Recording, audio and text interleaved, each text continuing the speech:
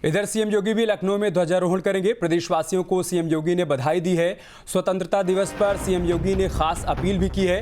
विकसित भारत श्रेष्ठ भारत के संकल्प को साकार करें, इसमें सभी आगे बढ़कर अपनी अपनी भूमिका का निर्वहन करें। इन तमाम बातों का जिक्र सीएम योगी की तरफ से किया गया है। न सिर्फ देशवासियों प्रदेशवासियों को उन्होंने स्वतंत्रता दिवस की शुभकामनाएं दी हैं, बल्कि अपने अपने दायित्वों कर्तव्यों का निर्वहन कैसे करें, इसकी अपील भी सीएम योगी की तरफ से की गई है। उन्होंने कहा कि भारत विकसित बन पाए, भारत श्रेष्ठ बन पाए, भारत का संकल्प साकार हो पाए, इसके लिए हर किसी को अपनी अपनी जिम्मेदारी और अपने अपने दायित्वों का निर्वहन करना होगा। तो देखिए, विकसित भारत श्रेष्ठ भारत के संकल्प की बात यहां पर मुख्यमंत्री योगी आदित्यनाथ ने की। बता दें कि लखनऊ में वो ध्वजारोहण करेंगे। प्रदेशवासियों को सीएम योगी ने बधाई दी है और वो पोस्ट भी आपको दिखा रहे हैं। स्वतंत्रता दिवस पर सीएम योगी आदित्यनाथ ने खास अपील भी की है, विकसित भारत श्रेष्ठ भारत के संकल्प को साकार करें, क्योंकि 2047 तक विकसित भारत का संकल्प सरकार लेकर चल रही है और इसी कड़ी में सभी को जुड़ने की अपील यहाँ पर मुख्यमंत्री की तरफ से की गई है।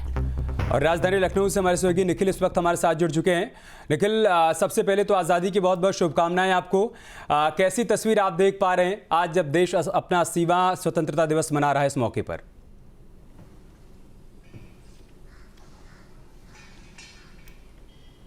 देखिए, स्वतंत्रता दिवस के मौके पर राजधानी लखनऊ के तमाम कार्यालयों में आज जो है वो ध्वजारोहण है और खुद मुख्यमंत्री योगी आदित्यनाथ 9:15 पर पहुंचेंगे और इसके बाद ध्वजारोहण करेंगे विधानसभा में। राज्यपाल भी उत्तर प्रदेश की वहां मौजूद रहेंगी। पूरी कार्यक्रम को देखते हुए कल से सुरक्षा व्यवस्था चाक चौबंद की गई है। चाहे आप चारबाग रेलवे स्टेशन की बात करें, आलमबाग बस स्टेशन की बात करें, अवध बस स्टेशन की बात करें, ये लखनऊ शहर में जितने इस तरह के स्टेशन हैं वहाँ पर जो है वो कल से ही लगातार जो है चेकिंग अभियान चलाया जा रहा है। ट्रेनों में भी चेकिंग अभियान है। सुरक्षा चूँकि बेहद महत्वपूर्ण होती है ऐसे मौके पर, तो हर तरफ से कोशिश की जा रही है कि इस तरह का चेकिंग अभियान चलाया है। हाँ। विधानसभा के आसपास की बात करें तो रोड को डाइवर्ट किया गया है, क्योंकि विधानसभा मुख्यमंत्री योगी आदित्यनाथ और उनके साथ प्रदेश की राज्यपाल भी मौजूद रहेंगी। इसके लिए बैरिकेड किया गया है। बैरिकेड करने की वजह से जो रास्ता है वो अब कैंट से लोग होकर गुजर सकेंगे। तो सभी सरकारी इमारतें आपको जो है वो तिरंगे के रंग में जो है वो रंगी हुई नजर आएंगी। रात में ही इस तरह की व्यवस्था कर दी गई थी, तमाम लाइटें लगाई गई थी और सुबह के वक्त जो है वो जो नेशनल फ्लैग है देश का, उसके आधार पर डेकोरेशन भी तमाम सरकारी इमारतों का किया गया है।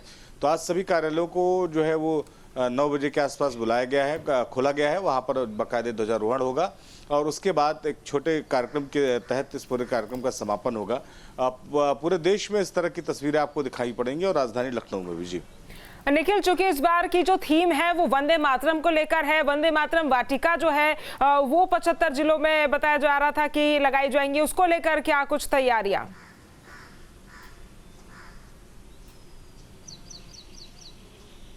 देखिए, सभी जनपदों में निर्देश दिया गया था कि वंदे मातरम वाटिका लगाई जाएगी। चूंकि अब सरकार ने तय कर दिया है कि जो पूरा वंदे मातरम है वो गाया जाएगा, लिहाजा इसको लेकर लोगों को जागरूक करना, उनके बीच में इसकी जागरूकता फैलाना, इसको लेकर सरकार काम कर रही है कि पूरा जो वंदे मातरम है वो लोगों को कंठस्थ हो, उसकी जानकारी उन्हें हो। तो इस तरह के थीम पर बहुत सारे पार्क, बहुत सारे जो है स्लोगन्स बनाए गए हैं, जिसके आधार पर लोगों को देश की स्वतंत्रता की उस विचारधारा से जोड़ने की के लिए सरकार काम कर रही है, जिसके तहत हमें इस देश की स्वतंत्रता मिली थी।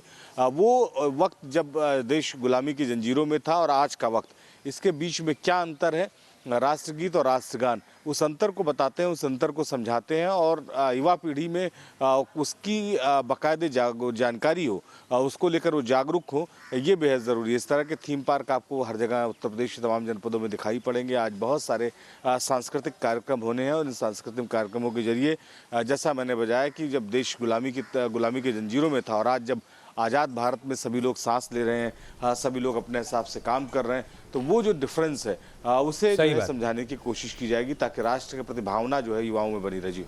और इसी बात का जिक्र निखिल सीएम ने अपने ट्वीट में भी किया है। मतलब उन्होंने ये तो कहा है कि आप अपने अपने अधिकारों को समझिए